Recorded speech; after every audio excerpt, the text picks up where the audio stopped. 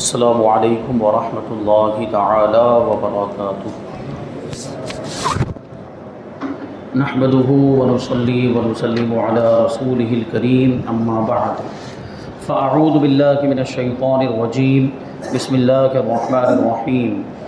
ان اللہ وملائکتہ یصلون علی النبی یا ایہا الذین آمنوا صلوا علیہ وسلموا تسلیما اللہم صل علی سیدنا ومولانا محمد معدن الجود والکرم وآلہ الکرام وابنہ الکریم وبارک وسلم صلاۃ وسلاما علیک یا رسول اللہ صلی اللہ تعالی علیہ وسلم۔ سورہ فاتحہ کی آیت کریمہ صراط الذین انعمت علیہم کی تفسیر جاری ہے۔ اس کا مطلب یہ ہے کہ پروردگار ہمیں ان لوگوں کے راستے پر چلا جن پر تیرا انعام ہوا، یعنی جو تیرے محبوب اور مقرب بندے ہیں ان کے راستے پر ہمیں چلا۔ تو اس کے بارے میں ایک بات یہ اس سے پہلے والے درس میں عرض کی گئی تھی کہ اس سے یہ بات ثابت ہوتی ہے کہ مسلمان جس چیز کو اچھا سمجھیں وہ چیز اللہ کے نزدیک بھی اچھی ہو جاتی ہے۔ اسی کے بارے میں کہتے ہیں کہ اس آیت کریمہ سے اشارتاً یہ بھی معلوم ہوا کہ مسلمانوں کا اجماع، یعنی مسلمانوں کا کسی بات پر اتفاق کر لینا، کسی مسئلے پر اتفاق کر لینا، یہ بھی شرعی دلیل ہے۔ یہ بھی شرعی دلیل ہے۔ جو شخص کے امت کے اجماع سے علیحدہ ہوا، یعنی جو امت کے اجماع سے الگ ہو گیا، وہ اس بکری کی طرح خطرے میں ہے جو اپنے گلے سے الگ ہو جائے، اپنے ریوڑ سے الگ ہو جائے۔ جس طرح بھیڑیا اس بکری کو کھا جاتا ہے، اسی طرح شیطان ایسے مسلمان کو جلد گمراہ کر دیتا ہے جو مسلمانوں کی اجماع سے الگ ہو جاتا ہے، مسلمانوں کی جماعت سے الگ ہو جاتا ہے۔ لہٰذا چاہیے کہ مسلمانوں کی جماعت کے ساتھ ہی رہیں، یعنی مسلمانوں کی جماعت جس طرف ہو، سارے مسلمانوں کا جس بات پر اتفاق ہو، جس بات پر اجماع ہو، اسی پر عمل کرنا چاہیے، اس کے خلاف نہیں کرنا چاہیے۔ اسی لیے تو اس سے پہلے کبھی کسی درس میں یہ بات آئی تھی کہ ہمارے لیے سب سے پہلی دلیل قرآن مجید، کتاب اللہ، اللہ کی کتاب، اور دوسرے نمبر پر نبی پاک صلی اللہ علیہ وسلم کی حدیثیں یعنی سنت، اور تیسرے نمبر پر ہے اجماع امت، یعنی امت کے مجتہدین جس بات پر اتفاق کر لیں وہ بھی ہمارے لیے دلیل ہے، اس پر بھی عمل کرنا ہمارے لیے لازم اور ضروری ہے۔ اور چوتھے نمبر پر آتا ہے مجتہد کا قیاس۔ مجتہد میں نے اس سے پہلے بتایا تھا، امام اعظم ابو حنیفہ، امام شافعی، امام مالک اور امام احمد ابن حنبل، یہ سب ائمہ مجتہدین ہیں، اور ان کے علاوہ بھی بہت سے ائمہ مجتہدین گزرے۔ تو سارے مجتہدین جس بات پر اتفاق کر لیں اس کو اجماع کہا جاتا ہے۔ اور چوتھے نمبر پر جو دلیل ہے وہ ہے قیاس مجتہد، یعنی مجتہد کو اگر کوئی مسئلہ قرآن کے اندر نہیں ملتا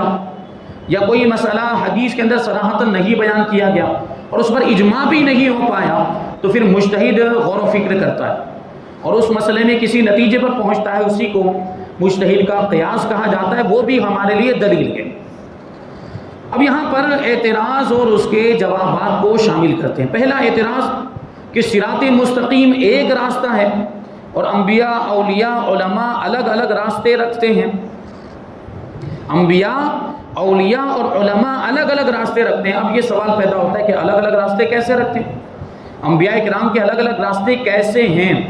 علماء کے اور اولیاء کرام کے الگ الگ راستے کیسے ہیں؟ تو اس کو بتائیں گے ابھی آگے۔ تو جب ان کے راستے الگ الگ ہیں تو ایک راستہ ان سب کا راستہ کیوں کر ہو سکتا ہے؟ جب ان کے الگ الگ راستے ہیں تو ایک راستہ سب کا راستہ یہ کیسے ہو سکتا ہے؟ دیکھیں، انبیاء کرام کے الگ الگ راستے کیسے ہیں اس کو بتاتے ہیں، کیونکہ ہر نبی کی شریعت الگ تھی۔ ہر نبی کی شریعت الگ، تو راستہ الگ ہوا کہ نہیں ہوا؟ حضرت موسیٰ علیہ السلام کی شریعت الگ ہے، حضرت نوح علیہ السلام کی شریعت الگ، حضرت ابراہیم علیہ السلام کی شریعت الگ، حضرت عیسیٰ علیہ السلام کی شریعت الگ، اور ہمارے آقا حضرت محمد مصطفیٰ صلی اللہ علیہ وسلم کی شریعت الگ۔ تو سب کا راستہ الگ الگ ہوا کہ نہیں ہوا؟ تو پھر یہ ان کے راستے پر چلنا ممکن کیسے ہو پائے گا؟ راستے تو سب کے الگ الگ ہے، ایک راستہ نہیں ہو پائے گا۔ اسی طریقے سے ہر ولی کا بھی راستہ الگ الگ ہے، کیونکہ اکثر اولیاء کرام کے جو سلاسل طریقت ہے وہ الگ الگ ہیں۔ کوئی سلسلہ قادریہ سے تعلق رکھتے ہیں، کوئی سلسلہ چشتیہ سے تعلق رکھتے ہیں، کوئی سلسلہ نقشبندیہ سے تعلق رکھتے ہیں، کوئی سلسلہ سہروردیہ سے تعلق رکھتے ہیں، تو یہ تو راستے الگ الگ ہو گئے، تو پھر ایک راستہ کہاں ہوا؟ اور علماء کے بھی مذاہب الگ الگ ہیں، کوئی حنفی ہے، کوئی شافعی ہے، کوئی مالکی ہے، کوئی حنبلی ہے، تو یہ بھی الگ الگ راستے ہو گئے۔ تو ایسا تو کوئی راستہ نہیں مل سکتا جو ان سب کا راستہ ہو، ان سب کا ایک راستہ نہیں ہو سکتا، کیونکہ سب کے راستے تو الگ الگ ہیں۔ تو آپ پھر یہ کیسے کہہ رہے ہیں کہ ان کے راستے پر چلا جن پر تیرا انعام ہوا، یہ دعا پھر کیوں کروائی جا رہی ہے، اور ان کا تو راستہ ہی ایک نہیں ہے، تو کیسے ایک راستے پر چلنا ممکن ہو پائے گا؟ تو اس کا جواب دیتے ہیں۔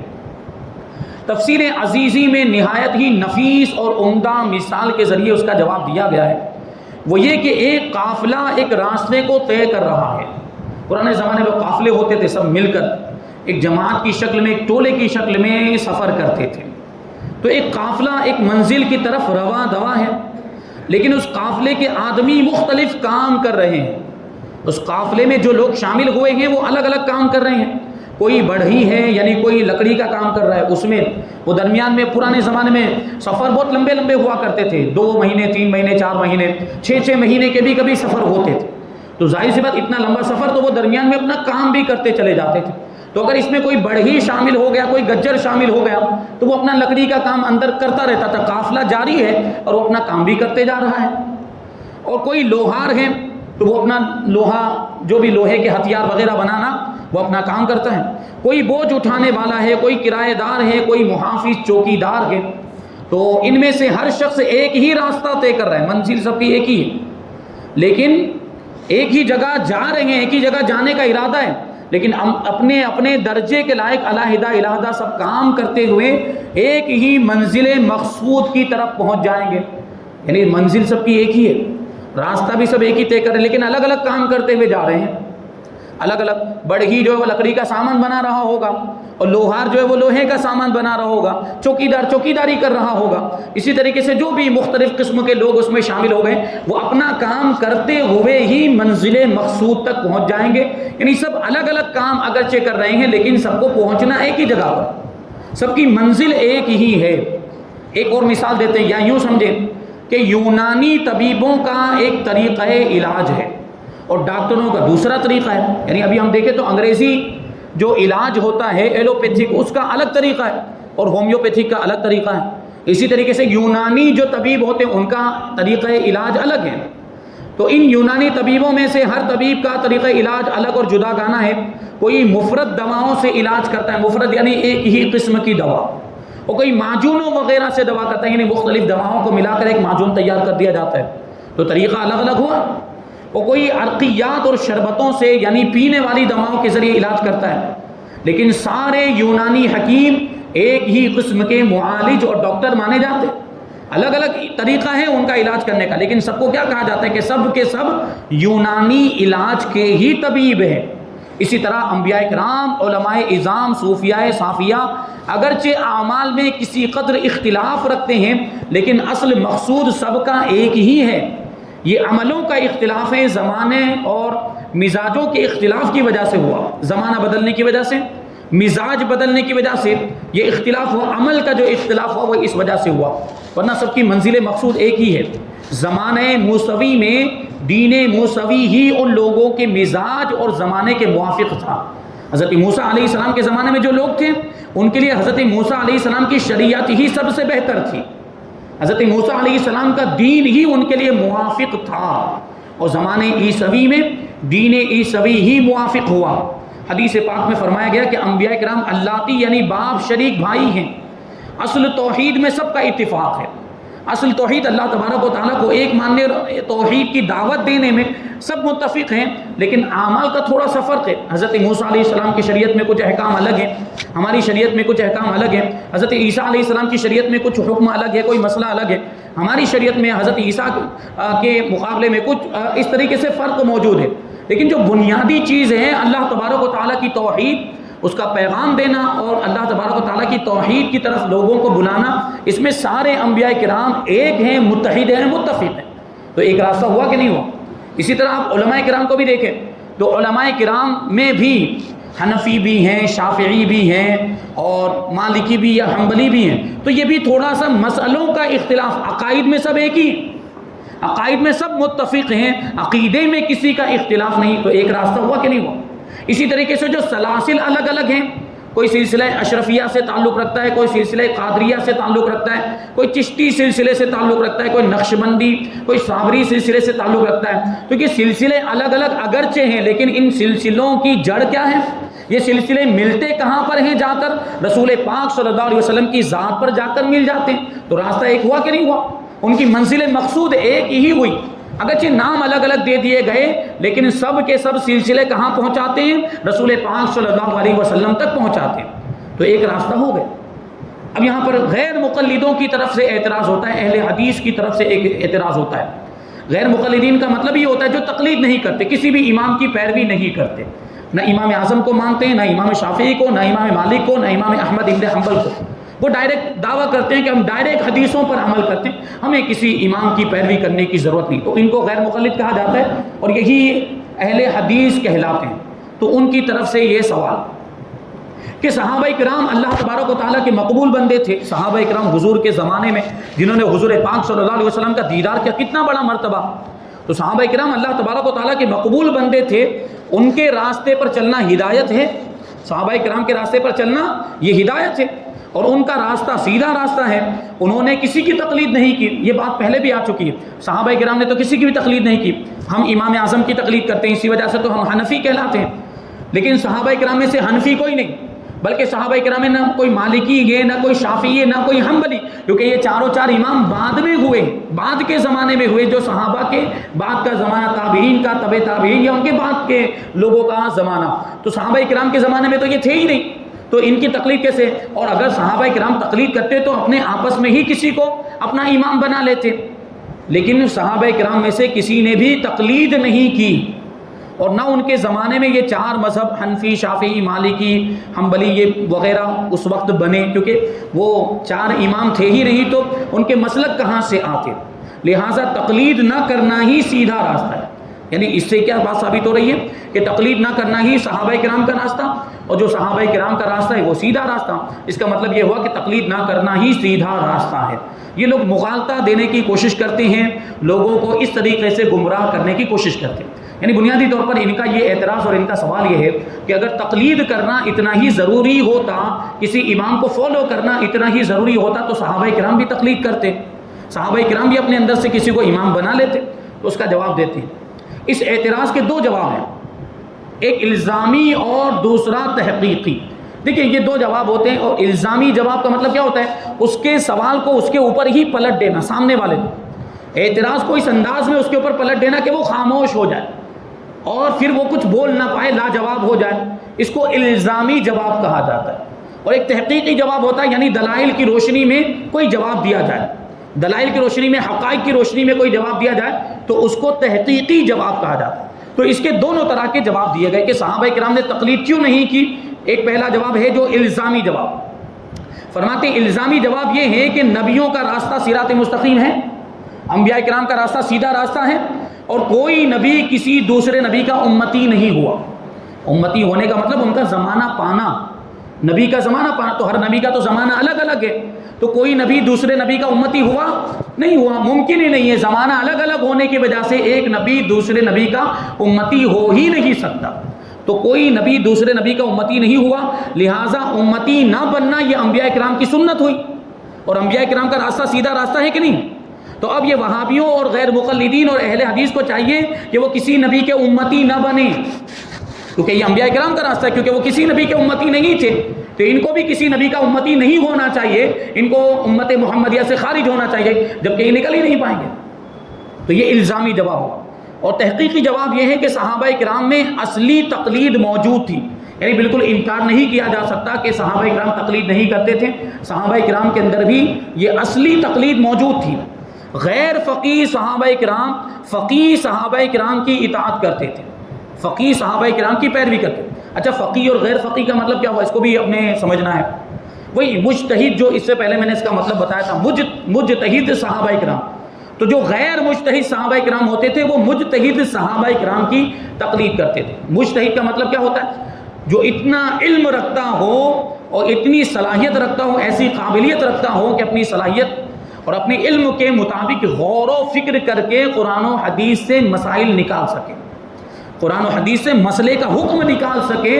اس کو کیا کہا جاتا ہے؟ مجتہد۔ یعنی ابھی قرآن میں یا حدیث کے اندر صاف صاف کوئی مسئلہ لکھا ہوا ہے تو اس میں غور و فکر کرنے کی ضرورت ہی نہیں ہے۔ یہ غور و فکر کون سے مسئلے میں ہوگا؟ جو مسئلہ قرآن و حدیث کے اندر صراحتاً موجود نہیں ہے، صاف طور پر موجود نہیں ہے، تو پھر مجتہد وہاں پر غور و فکر کرتا ہے، اور غور و فکر کرنے کے بعد کسی نتیجے پر پہنچتا ہے کہ یہ مسئلہ، اس کا حکم یہ ہونا چاہیے، جائز ہونا چاہیے، ناجائز ہونا چاہیے، یہ حلال ہونا چاہیے، یہ حرام ہونا چاہیے، یہ مکروہ ہونا چاہیے، یہ جو ہے کہ غیر مکروہ، یہ مباح ہونا چاہیے۔ اس طرح کی جو غور و فکر کرنے کے بعد جو نتیجہ نکالتے ہیں مجتہد، تو صحابہ کرام کے اندر بھی بعض صحابہ کرام اس درجے پر فائز تھے، یعنی مجتہد تھے، وہ فقیہ تھے، ان کے اندر اتنی صلاحیت تھی کہ وہ قرآن و حدیث سے مسئلہ نکالتے تھے۔ لیکن بعض صحابہ کرام ایسے تھے جن کے اندر یہ صلاحیت نہیں تھی، تو جن کے اندر اجتہاد کی صلاحیت نہیں تھی وہ ان صحابہ کرام کو فالو کرتے تھے جو مجتہد تھے، تو تقلید ہوئی، یہی تقلید، اسی کا مطلب تقلید ہوا۔ اور ہم بھی جو اماموں کو فالو کرتے ہیں تو اس کا بھی مطلب یہی ہے، کیونکہ ہمارے اندر اتنی صلاحیت نہیں ہے کہ ہم خود ڈائریکٹ قرآن سے مسئلہ نکال لیں یا ہم ڈائریکٹ حدیث سے مسئلہ نکال لیں، ہمارے اندر اتنی صلاحیت نہیں، ہمارے پاس اتنا علم بھی نہیں ہے، کوئی اس کا دعویٰ بھی نہیں کر سکتا، اس لیے امام کو فالو کرنا ہمارے لیے ضروری ہے۔ تو بعض صحابہ کرام کی اطاعت کرتے تھے، یعنی غیر مجتہد صحابہ کرام مجتہد صحابہ کرام کی اطاعت کرتے تھے، اور صحابہ کرام قرآن و حدیث سے قیاس فرما کے مسائل نکالتے تھے۔ رہا یہ کہ اس زمانے میں چند مذاہب نہ بنے، یعنی اگر ایسا تھا تو پھر وہ صحابہ کرام، ابھی ہم سوال یہ پیدا ہوتا ہے کہ ہم امام اعظم کو فالو کرتے ہیں، کچھ ایسے ہوں گے جو امام شافعی کو فالو کرتے ہیں، تو اگر صحابہ کرام میں بھی مجتہد تھے تو ڈائریکٹ صحابہ کو فالو کیوں نہیں کرتے ہیں؟ یہ چار اماموں کو فالو کیوں کرتے ہیں؟ تو اس کی بنیادی وجہ یہ ہے کہ ان کے سینے صحبت نبی سے منور تھے، اور ان میں اختلاف بہت کم تھا، اس زمانے میں اختلاف اتنا زیادہ نہیں تھا، اور صحابہ کرام میں جو مجتہدین صحابہ کرام تھے ان کے اقوال سارے مسائل کے تعلق سے نہیں ملتے، ان کی روایتیں ہر مسئلے کے بارے میں نہیں ملتی، اور ان کے مذہب کو، ان کی ساری باتوں کو محفوظ نہیں کیا جا سکا، مدون نہیں کیا جا سکا۔ اگر کسی صحابی کا مذہب آج بھی اگر ہمیں کہیں سے مل جائے، سارے مسائل کے بارے میں ان کی روایتیں مل جائیں، سارے مسائل زندگی گزارنے کے لیے جن چیزوں کی ضرورت پڑتی ہے، جتنے احکام کی ضرورت پڑتی، سارے احکام کے تعلق سے اگر کسی صحابی مجتہد صحابی کی روایتیں مل جائیں تو آج بھی ان کے مذہب کو فالو کرنا لازم و ضروری ہوگا۔ لیکن ایسا ہے نہیں، کسی بھی صحابی کا پورا مذہب محفوظ نہیں ہے، بلکہ بعد میں بھی بہت سارے مجتہدین ہوئے۔ سوال تو یہ بھی ہوتا ہے نا کہ مجتہد تو سینکڑوں کی تعداد میں ہوئے، لیکن چار ہی اماموں کو کیوں فالو کیا جاتا ہے؟ تو اس کا بھی جواب یہی ہے کہ یہ چار اماموں کے مذہب اور ان کے مسلک کو محفوظ کیا گیا، ان کے شاگردوں نے ان کی باتوں کو، ان کی روایتوں کو، ان کے اقوال کو لکھ کر محفوظ کر دیا، کتابی شکل میں محفوظ کر دیا، اس لیے اب ان کی تقلید کرنا آسان ہے ہمارے لیے، کیونکہ سب لکھا ہوا ہے، تو ہم فالو کرتے چلے جائیں گے۔ امام اعظم نے کیا فرمایا اور امام اعظم کے شاگردوں نے اس کے بارے میں کیا لکھا، امام محمد نے کیا لکھا، امام ابو یوسف نے کیا لکھا، امام ظفر نے کیا لکھا، امام حسن بن زیاد نے کیا لکھا، سب ہمارے سامنے موجود ہے، تو ہم اس کو فالو کرتے چلے جاتے ہیں۔ لیکن جو دوسرے مجتہدین ہیں ان کے مذاہب کو اس طریقے سے محفوظ نہیں کیا جا سکا، یا صحابہ کرام میں جو مجتہدین گزرے ان کے مذاہب کو اور ان کے مسلک کو اس طریقے سے محفوظ کسی نے نہیں کیا، اور وہ آج کتابی شکل میں بھی موجود نہیں یا تحریری شکل میں ریٹن موجود نہیں ہے، تو ہم کیسے فالو کریں گے؟ جب موجود ہی نہیں تو ہم فالو کیسے کریں گے؟ اگر موجود ہوتا تو اس کو بھی فالو کرنا لازم ہوتا، لیکن موجود نہیں ہے، تو وہی بات آ گئی۔ تو صحابہ کرام آپس میں ایک دوسرے کو فالو کرتے تھے، تو اس زمانے میں چند مذہب نہیں بنے، اس کی وجہ یہ ہے کہ ان کے سینے صحبت نبی سے منور تھے، اور ان میں اختلاف بہت کم تھے، اور گمراہ کرنے والے فرقے بھی نہیں تھے، لہٰذا ان کو قانونوں کی ترتیب کی ضرورت نہیں پڑی، اصول بنائے جائیں، قانون بنا جائے، شریعت کے احکام کے لیے کچھ قواعد مقرر کیے جائیں، ایسی ان کو ضرورت ہی نہیں پڑی، کیونکہ ان کا زمانہ رسول پاک صلی اللہ علیہ وسلم کے زمانے سے بہت قریب تھا۔ وہ سیدھا حوالہ حضور صلی اللہ علیہ وسلم کا دیتے کہ حضور نے یہ فرمایا، تو سامنے والا خاموش ہو جاتا، وہ پھر اس میں بحث نہیں کرتا تھا، جیسے آج کے زمانے میں ہر چیز میں لوگ بحث کرنے لگ جاتے ہیں، تو اس زمانے میں یہ سب نہیں ہوتا تھا۔ بعد میں جھگڑے ہونے شروع ہو گئے، مسلمانوں میں کمزوریاں آنے لگ گئی، مسلمانوں میں اختلافات ہونے لگ گئے، تو اب ضرورت تھی کہ ان کو صحیح راستے پر لگایا جائے، کیونکہ جب اتنا زیادہ اختلاف ہو گیا اور اتنی زیادہ کمزوریاں آ گئی تو ان کو صحیح راستے پر لانا بھی تو ضروری ہے۔ تو اس کی مثال یوں سمجھو کہ ان کے زمانے میں نہ قرآن پاک پر زیر و زبر لگائے گئے، صحابہ کرام کے زمانے میں قرآن پاک پر زبر زیر نہیں تھے، اعراب لگے ہوئے نہیں تھے، یہ تو حجاج بن یوسف کے زمانے میں لگے، حجاج بن یوسف کے زمانے میں زیر زبر لگائے گئے، اور یہ رکوع بھی نہیں تھے صحابہ کرام کے زمانے میں، یہ قرآن پاک کے اندر رکوع بھی نہیں بنائے گئے تھے۔ رکوع جو قرآن پاک میں تو یہ ایک رکوع یہاں ختم ہوتا ہے، دوسرا رکوع یہاں ختم ہوتا ہے، یہ صحابہ کرام کے زمانے میں، کیونکہ ان کو اس کی ضرورت ہی نہیں تھی صحابہ کرام کو، اور صحابہ کرام کو اعراب کی بھی ضرورت نہیں تھی، زبر زیر پیش کی بھی ضرورت نہیں، کیونکہ وہ عرب کے رہنے والے، عربی زبان کو جاننے والے۔ اور دوسری بات کہ صحابہ کرام نے ڈائریکٹ رسول پاک صلی اللہ علیہ وسلم کی زبان مبارک سے قرآن کو سنا، حضور نے کیسے پڑھا وہ جانتے تھے، ان کو زبر زیر کی ضرورت ہی نہیں تھی۔ تو یہ بات ہو گئی۔ اور اس زمانے میں 30 سپارے بھی نہیں تھے، یہ باقاعدہ جو ہم دیکھ رہے ہیں مصحف کی شکل میں قرآن پاک، یہ کتابی شکل میں جو ہمارے سامنے موجود، صحابہ کرام کے زمانے میں نہیں تھا۔ اور نہ ہی حدیث کا فن بنا، جو حدیث کا فن ابھی جو رائج ہے کہ حدیث کے بارے میں گفتگو ہوتی ہے کہ یہ حدیث صحیح ہے یا یہ حدیث ضعیف ہے، یہ مرفوع ہے، یہ مقطوع ہے، یہ متصل ہے یا یہ موقوف ہے، یہ حدیث کی جو اصطلاحات یہ صحابہ کرام کے زمانے میں تھی نہیں، یہ حدیث موضوع ہے یا کس درجے کی حدیث ہے، یہ صحابہ کرام کے زمانے میں پورا فن تھا ہی نہیں، کیونکہ ان کو اس کی ضرورت ہی نہیں تھی۔ نہ اسماء الرجال کو ترتیب دیا گیا، اسماء الرجال کا مطلب یہ ہوتا ہے کہ حدیث کے راویوں کے حالات کو جاننا، حدیث کے راویوں کے حالات کو بیان کرنا، راوی مطلب حدیث کو بیان کرنے والے، تو صحابی بیان کرتے ہیں کسی سے، تو صحابی سے سن کر ان کے بعد والے تابعی بیان کرتے ہیں، پھر تابعی سے سن کر ان کے بعد تبع تابعین بیان کرتے ہیں، پھر تبع تابعین سے سن کر ان کے بعد والے بیان کرتے ہیں، تو یہ ہوئی حدیث کی روایت۔ تو کس کس نے حدیث کو روایت کیا، صحابی سے کس نے روایت کیا، پھر کون سے تابعی سے، کون سے تبع تابعین نے حدیث کو روایت کیا، ان کے بعد ان سے کس نے حدیث کو روایت کیا، یہ جو سلسلہ ہوتا ہے اس کو حدیث کی سند کہا جاتا ہے۔ اور اس میں جو بھی راوی آتے ہیں ان کے بارے میں ان کے حالات کو جاننا بھی ضروری ہوتا ہے کہ بیان کرنے والا کون ہے، اور اس کے اعتبار سے طے کیا جاتا ہے کہ حدیث کس درجے کی۔ اگر بیچ میں کوئی راوی ایسا ہو گیا آ گیا ہے جس پر جھوٹ کی تہمت لگی کہ یہ تو جھوٹ بولتے ہیں معاذ اللہ، تو پھر وہ حدیث معتبر نہیں رہتی، پھر وہ حدیث ضعیف ہو جاتی۔ یا کوئی ایک راوی ایسے آ گئے کہ جن کا قوت حافظہ کمزور ہو گیا، حافظہ کمزور ہو گیا، قوت یادداشت کمزور ہو گئی، تو ظاہر سی بات اب ان کا معاملہ گڑبڑ کہ وہ حدیث برابر یاد رہی کہ نہیں رہی، ان کو ہو سکتا ہے ان سے حدیث بیان کرنے میں کوئی غلطی ہو گئی، کیونکہ ان کا حافظہ قوت یادداشت یہ مضبوط نہیں تھا، کمزور ہو گیا تھا، یادداشت کی جو قوت ہے وہ کمزور ہو گئی تھی، اس لیے اب وہ حدیث پر بھی پھر کلام ہوتا ہے، اس حدیث پر پھر گفتگو ہوتی ہے کہ یہ حدیث اب قابل قبول نہیں رہی، یہ حدیث ضعیف ہو گئی، یہ اسباب تعان اس طرح کی چیزیں ہوتی ہیں، اس کو اسماء الرجال کہا جاتا ہے۔ یہ چیز بھی صحابہ کے زمانے میں نہیں تھی، کیونکہ صحابہ کے بارے میں یہ گمان ہی نہیں کیا جا سکتا کہ صحابہ کرام معاذ اللہ رسول پاک صلی اللہ علیہ وسلم کی طرف کوئی ایسی بات منسوب کر دیں جو حضور نے نہیں فرمائی۔ صحابہ کرام سارے کے سارے عادل غیر فاسق ہیں، صحابہ کرام کی جانب سے ان کی طرف سے یہ تصور ہی نہیں کیا جا سکتا کہ کوئی جھوٹی بات نبی پاک صلی اللہ علیہ وسلم کی طرف منسوب کر دے، تو اس زمانے میں اس کی ضرورت ہی نہیں تھی، تو یہ بعد میں ترتیب دیا گیا، یہ فن بھی جو ہے اسماء الرجال کا فن بعد میں ترتیب دیا گیا۔ نہ حدیثوں پر جرح ہوئی، جو جرح میں نے ابھی بتایا، حدیثوں پر جرح کا مطلب کیا، وہی راویوں کے بارے میں کلام کرنا کہ کون راوی کیسا ہے، کون راوی کس درجے کا ہے، اور کون راوی کس کے حالات کیا ہیں اور ان کے معاملات کیا تھے، اس پر جو گفتگو کی جاتی ہے اس کو جرح اور تعدیل کہا جاتا ہے۔ نہ حدیثوں کو کتابی شکل میں جمع کیا گیا، صحابہ کرام کے زمانے میں قرآن پاک کو جب حضور کے زمانے میں کتابی شکل میں نہیں جمع کیا گیا، یہ تو فاروق اعظم کے دور میں سب سے پہلے اس کام کی شروعات ہوئی، اور یہ کام تکمیل تک پہنچا ہے حضرت سیدنا عثمان غنی رضی اللہ تعالیٰ عنہ کے زمانے میں۔ حضرت عثمان غنی کے زمانے میں اس کو باقاعدہ کتابی شکل میں لایا گیا، ورنہ پہلے تو موجود نہیں تھا، تو یہ کتابی شکل میں قرآن اور حدیثوں کو بھی جمع نہیں کیا گیا، ٹھیک ہے، کیونکہ اس وقت ان چیزوں کی ضرورت ہی نہیں تھی، جس قدر ضرورت بڑھتی گئی کام بھی بڑھتے گئے۔ تو اب جو بے وقوف یہ کہے کہ علم حدیث پڑھنا، حدیثوں پر جرح کرنا یہ صحابہ کرام کے طریقے کے خلاف ہیں، تو اس سے بڑا پھر بے وقوف کون ہو سکتا ہے؟ جس طرح کے علم حدیث کا جمع کرنا جائز بلکہ ضروری ہے، ایسے ہی فقہ وغیرہ بھی ضروری، مسائل کا علم بھی ضروری ہے۔ نیز اگر فقہ کا انکار کر دیا جائے تو جو مسائل کے حدیث اور قرآن میں صراحتاً نہیں ملتے ان میں یہ لوگ کیا کریں گے؟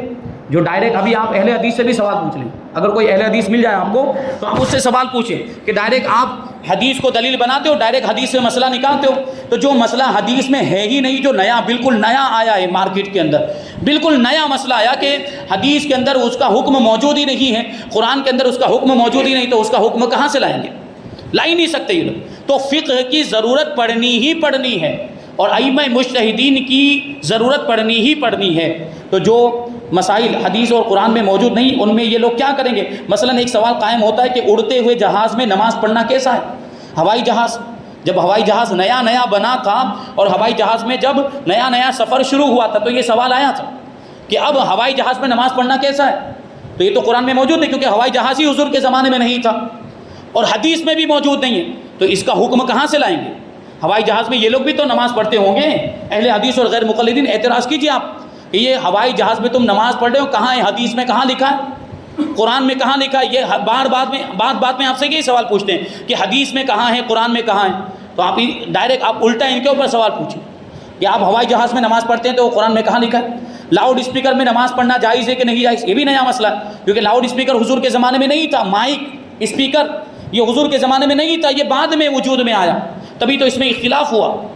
اور ریڈیو یا مونوگراف کے ذریعے سے اگر قرآن کی تلاوت سنی جائے تو سننے والے پر سجدہ تلاوت واجب ہوگا کہ نہیں ہوگا؟ یہ تو مصنف علیہ رحمہ اپنے زمانے کے 50-60 سال پہلے کا زمانہ ان کا، یہ اپنے زمانے کے اعتبار سے کہہ رہے ہیں، ریڈیو اور مونوگراف اور گراموفون کی بات کر رہے ہیں، جبکہ ہمارے زمانے میں تو اور ترقی ہو گئی، موبائل آ گیا۔ ابھی کوئی موبائل میں آیت سجدہ سنے، جو 14 آیت سجدے کی، تو کیا اس پہ سجدہ تلاوت واجب ہوگا کہ نہیں ہوگا؟ اب اس سے پوچھو، اہل حدیث سے، غیر مقلدی سے پوچھو کہ یہ موبائل حضور کے زمانے میں تھا؟ موبائل حضور کے زمانے میں تھا ہی نہیں، تو اس کا حکم کہاں سے لائیں گے کہ اگر کوئی موبائل میں قرآن کی آیت سجدہ سن لے تو اس پر سجدہ تلاوت واجب ہوگا کہ نہیں ہوگا؟ تو فقہ کی ضرورت پڑے گی اور ائمہ مجتہدین کے اقوال کے اور ان کے اصولوں کی ضرورت پڑے گی، جو اصول وہ بنا کر گئے، تو ماننا پڑے گا ان کو۔ اور اگر جمعہ کی پہلی رکعت میں جماعت ہو اور دوسری رکعت میں امام کے پیچھے جماعت نہ رہے تو پھر اب جمعہ پڑھیں گے یا ظہر؟ کیا بیچ میں سے وہ نماز توڑ دیں گے؟ کیونکہ جمعہ کے لیے جماعت ہونا شرط، کم سے کم 4 لوگ ہونا شرط ہے، جمعہ کے لیے کم سے کم 4 لوگ ہونا شرط ہے۔ تو مان لیجئے مثال کے طور پر جب امام صاحب نے جمعہ کے اندر پہلی رکعت شروع کی تو بہت سارے لوگ موجود تھے، لیکن کوئی حادثہ ہو گیا یا کوئی ایسی ضرورت پیش آ گئی جس کی وجہ سے لوگ نماز توڑ کر بھاگ گئے، اب 2 ہی لوگ پیچھے رہ گئے، امام کے پیچھے 2 ہی لوگ رہ گئے، تو اب جمعہ کی نماز مکمل کریں گے یا پھر اس کی جگہ پہ ظہر پڑھیں گے؟ کیونکہ جمعہ کے لیے تو جماعت شرط ہے اور جماعت تو رہی ہی نہیں۔ یہ مسئلہ قرآن کے اندر بھی موجود نہیں ہے اور حدیث کے اندر بھی صراحتاً موجود نہیں ہے، تو اس کا حکم کہاں سے لائیں گے وہ لوگ؟ یہ بات وغیرہ وغیرہ ایسے بہت سارے مسائل ہیں جن کا حکم ہم کو قرآن و حدیث میں نہیں ملتا۔ اگر فقہ کا انکار کر دیا جائے تو ان مسائل کا حکم کیا ہوگا؟ انشاءاللہ تبارک و تعالی اس کے تعلق سے آنے والی آیت کریمہ اطیعوا اللہ و اطیعوا الرسول و اولی الامر منکم، یہ 5ویں پارے کی آیت کریمہ ہے، جب ہم وہاں پہنچیں گے تو انشاءاللہ تفصیل سے اس کو بیان کریں گے۔ یہاں پر یہ آیت کریمہ کی تفسیر مکمل ہو گئی، اس کے بعد 7ویں سورہ فاتحہ کی 7ویں آیت کریمہ غیر المغضوب علیہم ولا الضالین کی تفسیر ہم انشاءاللہ آئندہ درس میں شامل کریں گے۔ اللہ تبارک و تعالیٰ کی بارگاہ میں دعا ہے کہ جو کچھ بھی بیان ہوا اس پر ہم سب کو عمل کرنے کی توفیق عطا فرمائے اور نور قرآن سے ہم سب کے دلوں کو روشن اور منور فرمائے۔ وما علینا الا البلاغ۔ السلام علیکم۔